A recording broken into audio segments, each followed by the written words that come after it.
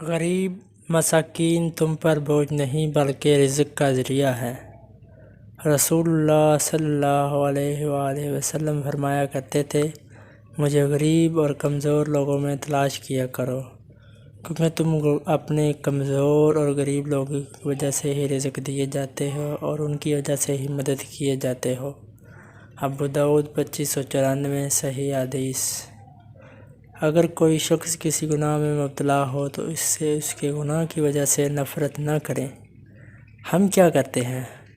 فلاں مجھے نہیں پسند، وہ جھوٹا ہے، فلاں مجھے نہیں پسند، وہ دھوکے باز ہے، فلاں مجھے نہیں پسند، وہ نیکی کرنے والا نہیں۔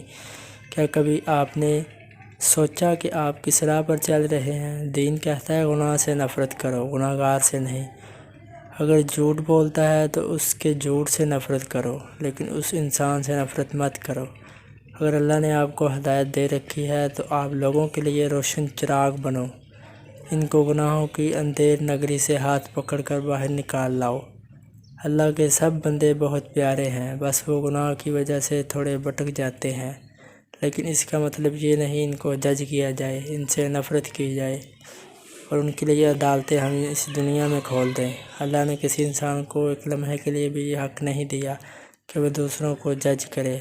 آپ بس لوگوں کے لیے روشنی بنیں اور ان کو سیدھی راہ دکھائیں۔ جزاک اللہ خیرا۔